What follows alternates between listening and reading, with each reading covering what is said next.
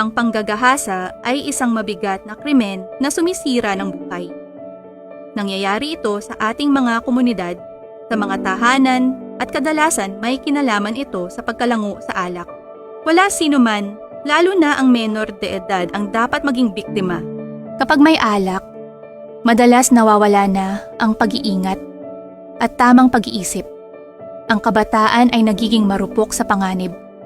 Minsan, hindi nila alam na nasa kapahamakan na sila. Ang kaligtasan ay nagsisimula sa kamalayan at bukas na komunikasyon sa pamilya. Narito ang mga simpleng pamamaraan upang maiwasan ang panggagahasa sa loob ng tahanan. Iwasan ang labis na pag-iinom. Huwag basta tumanggap ng alak o mga inumin mula sa mga hindi kilalang tao. Siguraduhing ligtas at may kandado ang mga silid at banyo. Tumama lamang sa mga kaibigan o mga kabarkada na mapagkakatiwalaan. Mga magulang, kilalanin ang mga kasama ng inyong anak at kung sino ang pumupunta sa inyong bahay, lalo na kapag may overnight o salo-salo.